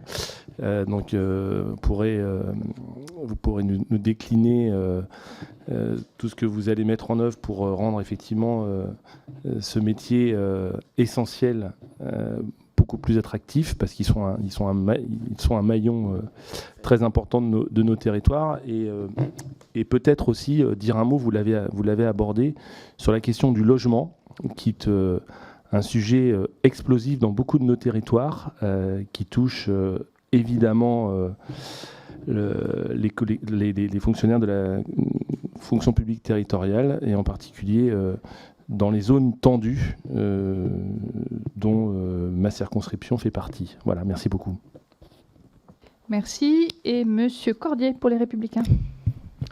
Merci Madame la Présidente, Monsieur le Ministre, merci pour vos propos. Alors je ne vais pas déroger à la règle de cette soirée puisque je voulais vous interroger également sur l'attractivité du métier de secrétaire de mairie. Moi j'ai eu la chance d'être maire pendant 16 ans, de travailler avec 2 secrétaires de mairie exceptionnels. Rôle de conseil, lien avec les habitants, renseignements divers et variés. Et peut-être que le mot aussi de secrétaire peut aussi parfois, je n'ai absolument rien contre les secrétaires, bien au contraire, mais c'est vrai que on me l'a déjà dit, c'est pour ça que je reprends finalement cette anecdote en disant bah oui, mais les secrétaires c'est juste fait pour prendre des notes, ça c'est pas très constructif, très valorisant comme appellation de métier. Donc ça c'est le premier point et je rejoins les questions de mes collègues sur l'attractivité de ce formidable métier. Le deuxième point concernait aussi la question du numérique. Je pense, Monsieur le Ministre, qu'on a été un petit peu vite. Je vous le dis comme je le pense, dans un département comme les Ardennes. Je reçois aussi beaucoup de gens dans mes permanences et c'est vrai que les rendez-vous médicaux, un rendez-vous pour une carte d'identité, des déclarations d'impôts, il y a encore des personnes, aujourd'hui, il y en a beaucoup de personnes âgées qui n'ont pas été familiarisées à ces techniques, simplement dans le cadre de leur métier. Dans 20 ans, tout le monde aura touché un ordinateur dans le cadre de son job. Ce n'est pas encore le cas aujourd'hui et c'est vrai qu'au-delà des questions liées aux zones blanches, mais ce n'est pas seulement votre responsabilité, il y a aussi cette question de la familiarisation aux outils de l'informatique. Ça renvoie quelque part aussi à la question des maisons France Service. J'avais interrogé Jacqueline Gouraud il y a quelques années sur la pertinence de l'échelon cantonal concernant la mise en place des maisons France Service. Et vous savez très bien qu'avec les cartes cantonales qui ont été revues en 2014-2015, un grand échec du gouvernement, d'un des gouvernements de François Hollande, en tous les cas, avec des redécoupages un peu à la n'importe quoi dans un certain nombre de nos territoires, l'échelon cantonal tel qu'on connaissait depuis la fin du 19e, début 20e, avec un chef-lieu de canton et un certain nombre de petites communes autour, tout ça a été remis en cause, même si le binôme a pu peut-être apporter des choses, mais cet échelon géographique n'était pas, à mon sens, le bon échelon pour l'implantation des maisons France Service, tel que cela a été décidé dans la première mandature d'Emmanuel Macron. Et puis le troisième point concernant le monde de l'éducation nationale. Alors je sais bien que c'est une compétence que vous partagez avec votre collègue du ministère, mais il y a beaucoup aussi de personnes qui viennent nous voir dans nos permanences, Monsieur le ministre, pour nous dire mais Monsieur le député, vous pourriez pas faire quelque chose pour moi parce que j'ai été affecté très loin de mon lieu d'habitation. Et donc aujourd'hui, quand on veut attirer des citoyens pour être enseignants, on leur dit vous inquiétez pas, on va revaloriser vos salaires. Ça peut passer par ça, mais je crois aussi que la question de l'affectation à l'occasion d'un premier poste trop loin de chez soi rebute un certain nombre de personnes à devenir maître, maîtresse ou enseignant en collège, lycée ou ailleurs. Voilà, c'est aussi des éléments que je voulais aborder de manière très directe avec vous. Je vous en remercie. Merci, chers collègues. Monsieur le ministre, beaucoup à dire. Merci, je vais essayer de le dire, mais de le dire de façon pas trop longue. Mais merci en tout cas pour les points que vous avez soulevés qui me semblent essentiels. Peut-être je me permettrai de commencer par les aspects de rémunération que vous avez été nombreux à évoquer, à la fois sur la dimension indiciaire, les grilles, la problématique d'écrasement des grilles que vous avez parfaitement bien qualifiées. Je ne reprendrai pas ce qu'Anne Brunira disait en matière d'écrasement, de non-progressivité sur les 12 premières années, etc. Tout ça est juste et le diagnostic est je crois, bien posé. J'ajouterai quelques points peut-être d'analyse. Nous avons eu à faire face l'année dernière à une année d'inflation forte, même si plus mesurée que chez bon nombre de nos voisins européens, et même l'intégralité de nos voisins européens. Personne ne peut contester que l'inflation a été forte dans le pays. Nous faisons face une deuxième année à un niveau d'inflation qui est fort là aussi, peut-être avec un phénomène de tassement ou de ralentissement au niveau macro, mais qui reste extrêmement fort, notamment sur les produits de l'alimentaire, sur les produits de première nécessité, c'est-à-dire sur les produits du quotidien. Et je crois que cette inflation-là, elle touche en particulier justement ceux qui dans le privé sont les plus bas niveaux de rémunération, ceux qui dans le public sont les bas de grille, voire les classes moyennes, puisque vous avez mentionné le phénomène de rattrapage par l'indice minimum de traitement des catégories B, voire de non-différenciation ou de différenciation mesurée par rapport au début des catégories A. Je crois que c'est peut-être là où, au fond, on doit concentrer beaucoup d'efforts aujourd'hui. J'ai été, je le dis en n'étant pas mal à l'aise sur cette question, l'année dernière, le ministre qui a le plus augmenté le point d'indice depuis 37 ans. On a pris cette décision d'augmenter le point d'indice de 3,5%. Alors certes, c'était peut-être éloigné de ce que certaines organisations syndicales, j'y reviendrai dans le terme du dialogue social, pouvaient revendiquer. C'était pour faire face à un niveau d'inflation qui était élevé, mais les faits sont têtus. C'est indiscutablement, de très loin, la plus forte augmentation du point d'indice qui ait été donnée pour la fonction publique. Je crois que c'était nécessaire, à la fois pour séparer, pour éloigner du SMIC un certain nombre d'agents publics. Il y en a 700 000 avant cette augmentation qui était rémunérée au niveau du SMIC, 0, après l'augmentation de 3,5 du point d'indice. On en voit aussi parfois les limites, parce que l'augmentation du point d'indice, c'est une augmentation indifférenciée pour l'ensemble des fonctionnaires. Ceux de plus basse catégorie, au début de grille, comme les plus hauts fonctionnaires du pays. Et la réalité, c'est que l'augmentation égalitaire du point d'indice, elle a des effets très différenciés en termes de volume d'euros. Et donc, en centaines d'euros, vous avez une augmentation qui est quand même bien plus forte pour les plus hauts fonctionnaires du pays que pour les plus bas niveaux de rémunération. C'est aussi quelque chose qu'on doit regarder quand on regarde la réalité de l'inflation. Et l'inflation, je crois qu'on peut en faire un point de consensus dans les travaux de cette commission, elle touche ou elle impacte de façon beaucoup plus forte les plus bas niveaux de rémunération que les fonctionnaires qui ont été concernés par une revalorisation que j'assume des plus fortes rémunérations dans la fonction publique pour les plus hauts cadres de l'État. Donc ça, c'est pour poser un cadre, au fond, à ce que nous devrons faire. Je veux le mentionner aussi parce que cette augmentation du point d'indice, elle n'était pas seule. Elle venait s'ajouter aux augmentations individuelles moyennes dans la fonction publique. On l'oublie très souvent. On considérait que, comme si une entreprise faisait, au fond, dans un processus de négociation seulement des augmentations générales, on oublie aussi les augmentations moyennes individuelles. Elles ont été de 1,5% l'année dernière et de façon assez stable d'ailleurs dans les dernières années d'augmentation de rémunération des fonctionnaires. Donc parfois j'entends dans le débat public qu'il y a eu 0 augmentation de salaire pour la masse salariale de la fonction publique. C'est faux. Ces augmentations, elles venaient s'ajouter au GVT, glissement, vieillissement, technicité. Elles venaient aussi s'ajouter, et il ne faut pas le perdre de vue quand on regarde au global la question des rémunérations, aux efforts plus catégoriels qui ont pu être portés ces dernières années. Je pense aux efforts qui ont pu être portés à travers le Ségur de la santé, vous l'avez mentionné. Je pense aux efforts plus récents qui ont pu être portés pour revaloriser nos professeurs à travers le socle et le pacte. Ce sont des efforts importants, nécessaires, légitimes, mais importants quand même. Ce sont des efforts qui ont été concentrés sur les catégories B, les débuts de grille des catégories B, ça c'est le quinquennat précédent. Sur les catégories C, c'était des mesures qu'avait eu à prendre ma prédécesseur Amélie de Montchalin. Et donc, ces mesures-là sont des efforts successifs qui ont été portés pour préserver le pouvoir d'achat des agents de la fonction publique. Et je mentionne également la garantie individuelle de pouvoir d'achat, ce processus que vous connaissez certainement, la JPA, qui est un mécanisme de rattrapage et de protection des agents de la fonction publique au regard de l'inflation telle qu'on l'a connue sur les dernières années. Donc ça, c'est le dispositif général. Je l'ai dit tout à l'heure dans mon propos introductif, est-ce que les augmentations récentes de l'indice minimum de traitement sont pour solde de tout compte? Ça ne doit pas être le cas. Et donc la question du pouvoir d'achat, elle doit être appréhendée dans les prochaines semaines. Et j'en dis un mot puisque c'était au fond un des enjeux prioritaires du dialogue que j'ai eu avec les organisations syndicales ces derniers jours.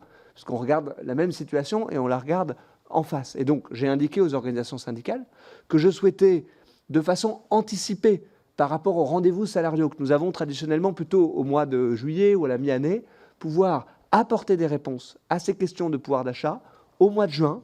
Je le ferai dans un format multilatéral avec les 8 organisations syndicales représentatives de la fonction publique. C'est en partie une part de la réponse par rapport à la question de Marie-Agnès Poussier-Winsbach, sur le fait qu'il y a des organisations syndicales spécifiques ou dédiées à la fonction publique, généralement représentatives des 3 versants de la fonction publique, issues des élections professionnelles.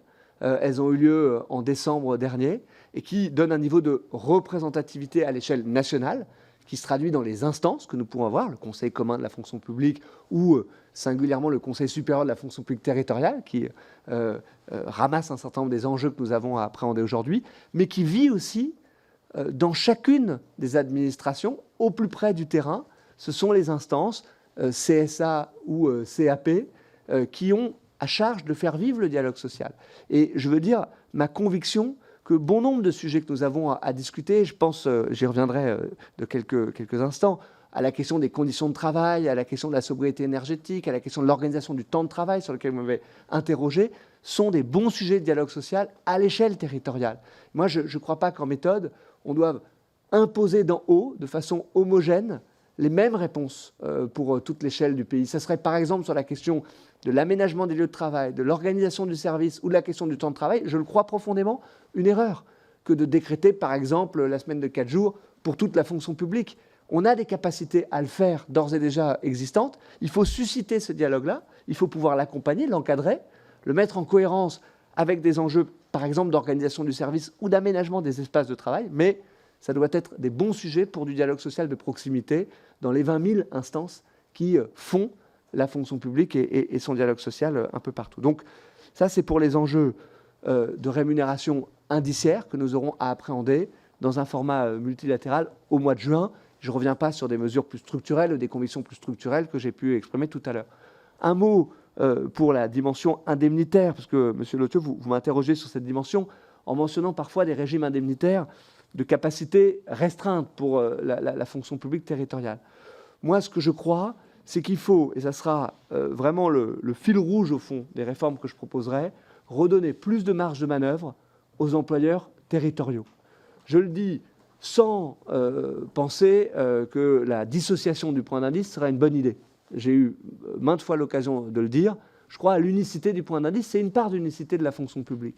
Mais je crois que quand sur les modalités d'accès, quand sur les modalités de promotion, quand sur les modalités de modulation des rémunérations, on bloque et on fige les employeurs territoriaux, alors on crée une compétition via l'indemnitaire. Et de fait, on a parfois des dispositifs où les employeurs nous le disent, ils se mettent au taquet de la dimension indemnitaire et on a du variable, pour se dire les choses avec des mots que chacun peut comprendre dans la fonction publique, qui ne sont plus du variable.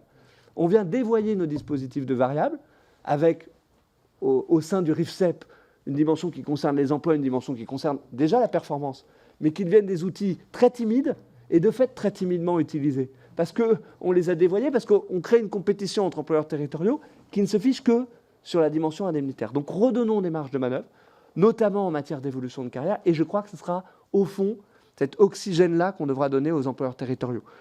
Vous m'avez interrogé sur beaucoup de sujets, Madame Couturier, mais notamment sur, au fond, le fait qu'on viendrait déroger au statut en assouplissant des règles, et notamment sur les quotas de promotion. Mais il faut écouter les employeurs territoriaux eux-mêmes le dire. Il faut écouter des sénateurs, et le débat sur les secrétaires de mairie était extrêmement intéressant. Parce que la proposition de loi, elle était portée par le groupe communiste. Je ne crois pas qu'on peut soupçonner le groupe communiste de vouloir mettre à bas le statut de la fonction publique. Mais pour autant, eux-mêmes réclamaient plus de marge de manœuvre, plus de possibilités d'évolution de carrière pour un métier. Le mot était utilisé comme tel, que sont aujourd'hui les secrétaires de mairie. Quand vous prenez la question des quotas de promotion, cette question, et notamment la question de une promotion pour 3 recrutements extérieurs, elle était adaptée à un moment donné où ce n'était pas le sujet, en réalité, le sujet d'attractivité. Mais quand on a des difficultés aujourd'hui à justement pouvoir attirer des candidats dans la fonction publique, alors il faut donner plus de possibilités pour pouvoir promouvoir. Et c'est là où, je le disais tout à l'heure, mais je vais creuser un peu le sujet puisque vous m'y invitez sur les secrétaires de mairie, je crois qu'on peut en faire au fond un bon démonstrateur de cette capacité-là. Pour moi, il faut inventer 3 dispositifs à travers cette proposition de loi. Je le précise, c'est une proposition de loi. Elle sera portée au Sénat et débattue, si je ne dis pas de bêtises, le 14 juin, au Sénat en première lecture. Et donc, je souhaiterais, et je suis prêt à engager la procédure accélérée sur ce texte pour qu'on ait à en débattre à l'Assemblée nationale. Et vous voyez que toutes les dispositions contenues dans ce texte visent à plus de marge de manœuvre pour les employeurs territoriaux. La première, c'est de se dire, au fond, il faut inventer la validation des acquis de l'expérience pour les secrétaires de mairie.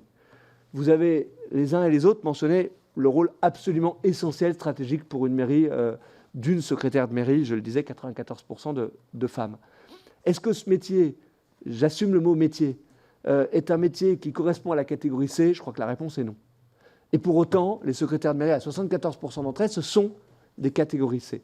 Et donc, il faut donner la possibilité que la façon dont on est entré dans la fonction publique ne soit pas un couloir duquel on ne peut jamais sortir, avec une forme de plafond de verre, où vous ne pouvez jamais passer catégorie B, sauf à passer 1 an à préparer un concours administratif que vous ne ferez probablement pas. Et donc avec un phénomène d'épuisement ensuite dans la carrière. Donc je souhaite, et ça sera le débat que nous aurons, qu'on puisse, sur la base de la validation des acquis de l'expérience, et ça sera de dimension réglementaire, on va le définir avec les employeurs territoriaux, reconnaître que pour un certain nombre d'années, que pour un certain socle de compétences, je pense que la question des compétences doit être beaucoup plus centrale aujourd'hui dans la manière d'évoluer dans la fonction publique, on puisse effectivement donner aux collectivités la possibilité de ne pas être enfermés dans des quotas de promotion, mais promouvoir des secrétaires de mairie en catégorie B. Ça, c'est la première disposition. Ensuite, il faut travailler, après le stock, si je puis dire, de l'ensemble des secrétaires de mairie, il faut travailler le flux. Moi, je crois que ça serait une erreur de fermer les viviers de recrutement.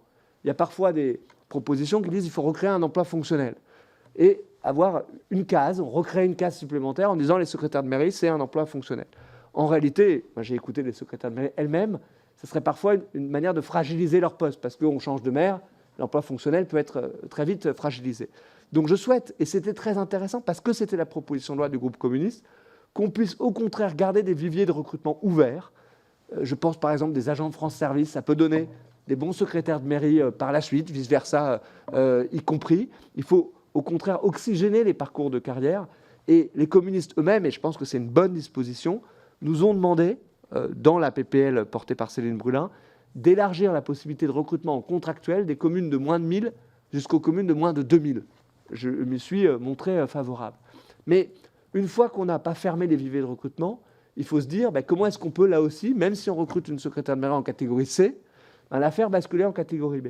Et donc, ce que propose cette proposition de loi, c'est d'avoir une formation de qualification, je trouve que l'expression est bonne, dont on devra définir le contenu, là aussi avec les employeurs territoriaux, là aussi avec les secrétaires de mairie, qui donnent la possibilité, à l'issue de cette formation-là, 6 mois par exemple, de voir une possibilité de promotion dans sa carrière. Et puis troisièmement, il faut, j'ai évoqué tout à l'heure pour la haute fonction publique, les accélérateurs de carrière, au fond c'est ça qu'il nous faut inventer pour les secrétaires de mairie. Et donc ce que propose cette proposition de loi, c'est de dire que exercer cette fonction, la logique c'est plutôt celle d'une affectation fonctionnelle au fond, exercer ce métier, c'est compliqué, c'est des conditions de travail difficiles, et donc ça peut donner lieu à une accélération sur les grilles d'ancienneté. Et là, on apporterait une réponse à l'échelle indiciaire sur le fait que les années pendant lesquelles on exerce la fonction de secrétaire de mairie, le métier de secrétaire de mairie, on a un avancement, d'un point de vue indiciaire, accéléré en matière d'ancienneté.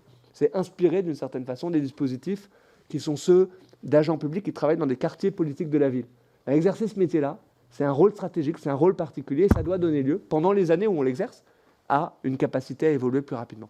Et je crois qu'au fond, c'est un bon sujet qui doit être une forme de démonstrateur collectif de notre capacité à dire, voilà, il n'y a pas de fatalité, voilà un métier où on a du mal à embaucher parfois, mais on trouve les solutions, on donne les marges de manœuvre aux employeurs, on ne fait pas que ça à travers un bricolage indemnitaire, comme on a trop fait, on le fait dans l'indiciaire, dans le dur, et on permet aux secrétaires de mairie de valoriser leur parcours de carrière.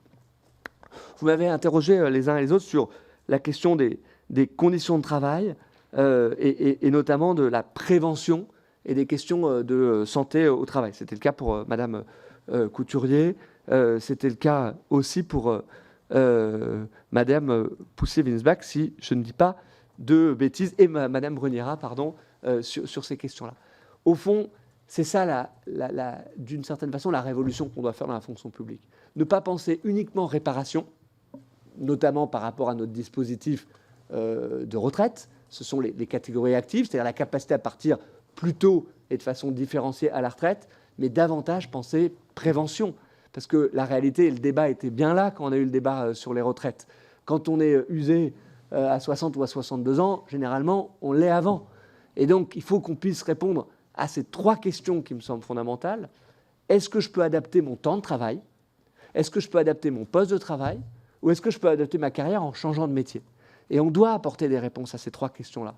Et c'est ça qu'on essaye de faire. Et je le fais remarquer avec certaines mesures qui concernent la fonction publique, qui sont dans le projet de loi de retraite, qui a été mis au débat.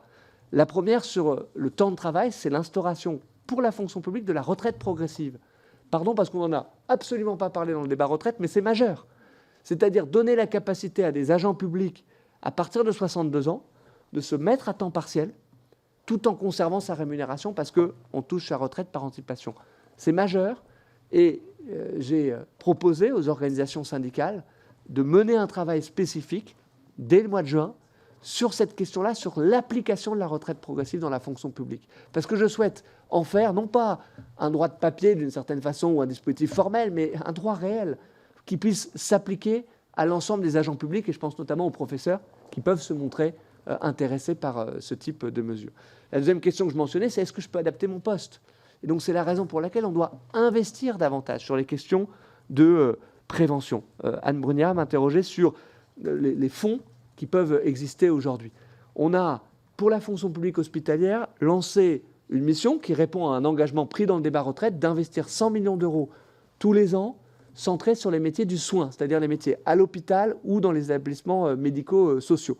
Et donc il y a eu une mission en cours avec à la fois une IGAS et un DRH d'hôpital pour formuler des propositions sur cette question-là. Et nous avons lancé en parallèle avec les employeurs territoriaux une mission similaire avec la coordination des employeurs territoriaux pour voir quels sont les instruments collectifs de toutes les collectivités, petites et grandes, avec cet enjeu particulièrement pertinent que vous avez mentionné, de mutualisation de nos moyens et de nos pratiques sur les questions de prévention. C'est très intéressant de voir qu'aujourd'hui, il y a des outils qui existent déjà. Au sein de la CNRACL, vous avez un fonds qui s'appelle le Fonds national de prévention.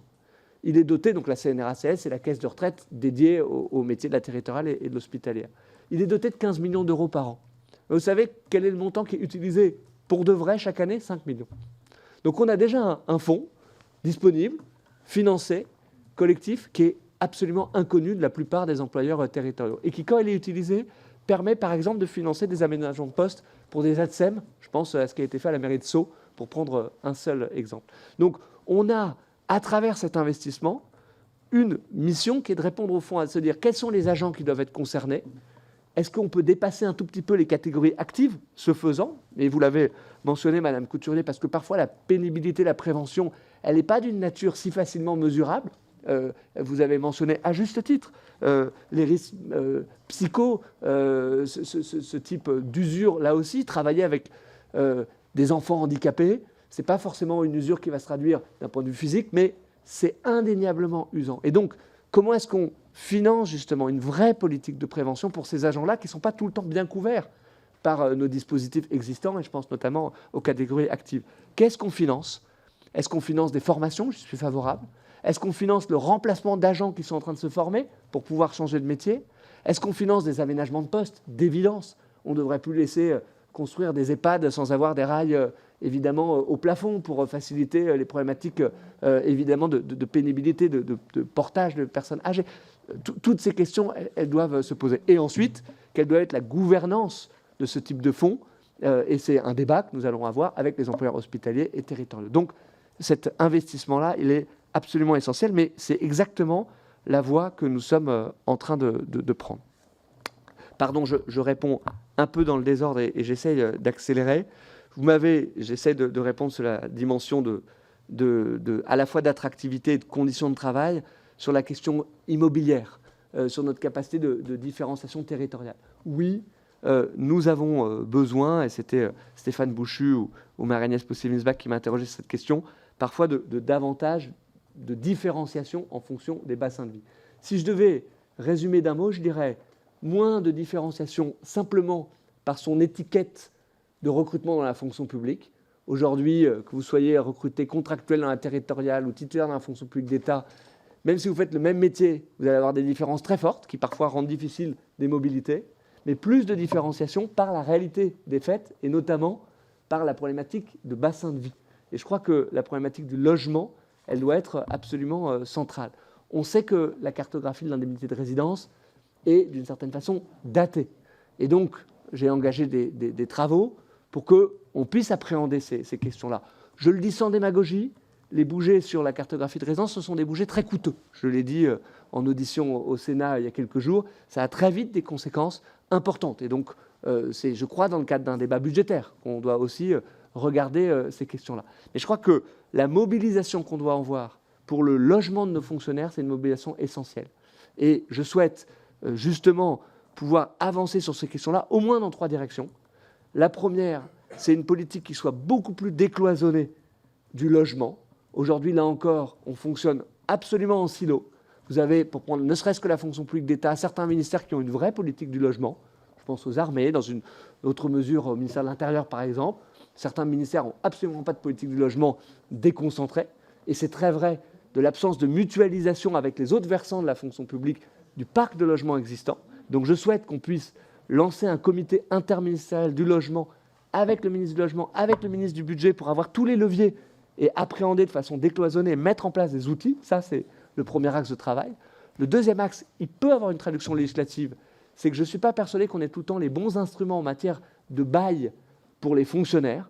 On est parfois en difficulté à apporter un logement ou social ou intermédiaire à des agents de la fonction publique, et on peut être mis en difficulté s'ils démissionnent. Je pense par exemple au métier à l'hôpital, et s'ils deviennent par exemple intérimaires à l'hôpital. Et donc nos outils sont au fond assez rigides. Ça peut donner lieu à des réflexions, y compris de nature législative. Et ensuite, troisièmement, il faut engager une politique de production de logement. Le président de la République, dans ses vœux aux soignants, l'a indiqué de façon très claire. La réponse, bien souvent, ça sera dans le logement intermédiaire, d'avoir une capacité à contractualiser avec des acteurs, je les rencontre tous en ce moment, pour voir comment est-ce qu'on peut fabriquer, construire du logement, peut-être en mobilisant du foncier. Il y a du foncier parfois de l'État, parfois de certaines collectivités, qu'on peut, dans une logique de contractualisation avec des opérateurs, céder pour pouvoir construire du parc de logements intermédiaires avec une politique réservataire dédiée à certains agents publics. Et ce sont des chantiers que nous aurons évidemment à discuter et à débattre entre nous. Peut-être d'un mot pour conclure sur la numérisation de nos services publics et les questions que vous m'avez posées à ce titre-là. Je vais quasiment être provocateur avec M. Cordier, il m'en excusera, quand vous dites parfois on a été un peu vite sur le numérique. Ça dépend ce qu'on veut dire. Moi, parfois, je pense qu'on n'a pas été assez vite pour faire du bon numérique. C'est le sens un peu provoque de ma remarque. Oui, bien sûr, si on numérise sans alternative ou téléphonique ou physique, ou qu'on fait du mauvais numérique, alors là, bien sûr, on a été trop vite. Quand on développe des démarches administratives qui fonctionnent dès lors qu'on est avec un clavier et une souris, mais qui ne fonctionnent pas quand on est sur un téléphone portable, ben c'est sûr qu'on ne se donne pas toutes les chances de bien accompagner les personnes. Je le disais tout à l'heure, quand on fait du numérique qui n'est pas accessible à quelqu'un qui a des difficultés visuelles, alors que des solutions existent, alors qu'il y a un référentiel qui existe, ben c'est sûr qu'on fait du mauvais numérique. Mais je crois, et je préfère dire les choses avec beaucoup de franchise, que nous ferions une erreur à considérer que le numérique est devenu au fond l'ennemi. Et je constate que dans le débat public, on en parle beaucoup comme ça du numérique aujourd'hui, comme si c'était au fond la source de tous nos problèmes. Moi, je crois le contraire. Je crois que le numérique, ça peut apporter des solutions. Ça peut apporter des solutions, y compris à des territoires qui sont aujourd'hui les plus éloignés de nos services publics, mais il faut le faire sous conditions.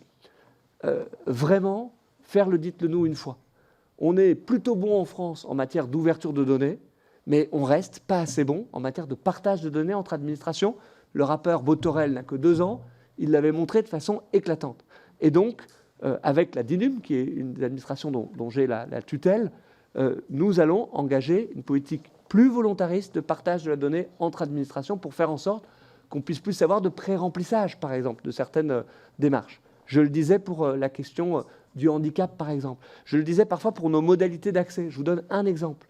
Quand on parle avec les spécialistes de la médiation numérique, ils expliquent les choses de façon très simple. Ils disent aujourd'hui, la plupart des démarches en ligne, vous avez des tutos. Vous n'avez pas un tuto pour les démarches administratives, alors que c'est ça que les gens consomment aujourd'hui. Ils regardent moins des notices, ils regardent plus de tutos. Ben, développons sur ces démarches essentielles, justement, un certain nombre de critères, et c'est ce que nous avons décidé de faire pour, dans les années qui viennent, améliorer considérablement la qualité du numérique. Mais ensuite, il faut apporter des alternatives, et je le disais là aussi, il faut remettre de l'humain. Ça ne doit pas s'opposer. L'humanisation et la numérisation, ce n'est pas deux notions qui doivent être contradictoires. Et c'est ce qu'on fait. On a parlé de France Service. Je voudrais dire un mot des conseillers numériques France Service également. C'est une politique publique qui a été inventée ces dernières années. La décision a été prise, c'est 250 millions d'investissements issus du plan de relance, de mettre sur le terrain 3000 conseillers numériques qui viennent en appui des agents France Service, qui viennent toute la journée former les Français au numérique. Ils ont accompagné plus d'1 million de Français depuis leur lancement il y a 3 ans à peine. C'est une politique publique qui est jeune. On doit, et on porte cette politique avec Jean-Noël Barrot, continuer cet effort-là d'investissement, là aussi, de façon partenariale avec les collectivités territoriales, sans désengagement de l'État sur ces questions, investir sur la politique de médiation numérique et de formation à nos concitoyens au numérique. Et puis, on doit continuer à moderniser, à regarder pour ne pas subir les sujets numériques. Et ce sera peut-être mon mot de conclusion, vous me relancerez si j'ai oublié quelques sujets, sur l'intelligence artificielle. Parce que là aussi, je crois que c'est un sujet qui devrait occuper une plus grande part du débat public, parce que ça va être évidemment totalement transformant pour nos administrations. Et en matière d'emploi public, vous avez vu les simulations qui ont été faites sur les 300 millions d'emplois potentiellement mis en concurrence avec l'intelligence artificielle. Ils concernent en particulier les emplois administratifs. Il faut regarder ce sujet en face, sur notre capacité parfois à répondre. C'est des sujets qu'on ne doit absolument pas subir. Donc on doit à la fois avoir un effort prospectif en matière de gestion prévisionnelle de l'emploi public, regarder ces sujets-là, sont aussi parfois des réponses et des opportunités pour simplifier le travail des agents et consacrer plus de temps utile. D'ailleurs, on serait complètement contradictoire ici si on disait que parfois on a des difficultés à pourvoir certains métiers dans la fonction publique, des enjeux de finances publiques, si on n'en profite pas aussi pour transformer notre fonction publique. Se dire que parfois il y a des tâches à valeur ajoutée moindre sur lesquelles l'intelligence artificielle peut être une option pour mettre nos agents publics sur des tâches à plus forte valeur ajoutée, notamment celle de l'interaction humaine, notamment derrière un guichet, par exemple, ou en interaction avec nos concitoyens. Et il faut regarder l'autre impact, c'est de la transformation de nos services publics. Moi, je ne veux pas subir ces questions-là. C'est la raison pour laquelle j'ai annoncé le lancement d'une expérimentation à ce stade, qui se fera avec des agents volontaires, 200 agents volontaires, des agents qui sont dans les maisons France Service, des agents qui sont dans des administrations qui répondent à des usagers qui leur écrivent, pour voir comment les solutions actuelles d'intelligence artificielle, sans idées préconçues, ça peut être ChatGPT, ça peut être les outils développés notamment par l'INRIA, je pense à des dispositifs comme Bloom, qui sont des dispositifs collaboratifs, peuvent être mis à disposition des agents et voir quel impact ça a sur leur quotidien. Je dois répondre à un usager qui m'écrit, voyons ce que proposent les solutions d'intelligence artificielle. À chaque fois avec, évidemment, un regard humain sur la question. Voyons quelle est la meilleure solution. Voyons sa capacité à apprendre des réponses que je corrigerai et au fond ensuite d'envoyer. À ce stade, je ne regarde pas, à travers cette expérimentation, la dimension de souveraineté. Ça, c'est beaucoup la mission de mon collègue Jean-Noël Barrot. Je regarde quel est l'impact pour ne pas subir ces questions-là. Et ensuite, voir ce qu'on en fait.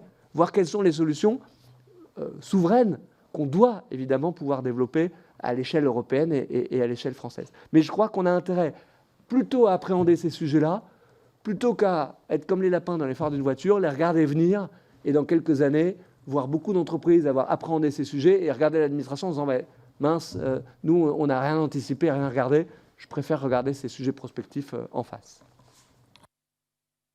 Merci beaucoup, Monsieur le Ministre, pour la complétude de vos réponses. Chers collègues, je pense que Monsieur le Ministre a fait le tour de toutes nos interrogations. Donc merci à vous, chers collègues. Et au plaisir de la suite. J'ai noté juin, au plaisir, madame. Juin sur les revalorisations de rémunération, les annonces à venir. Voilà, on sera là. Si. Merci, Madame la Présidente. Et avec beaucoup de rendez-vous, notamment autour de l'égalité salariale, dès le mois de juin, cette fois-ci le 14 en séance, sur la question de l'index ou du dispositif de nomination équilibrée. Merci à vous, Madame la Présidente, et Mesdames et Messieurs les députés.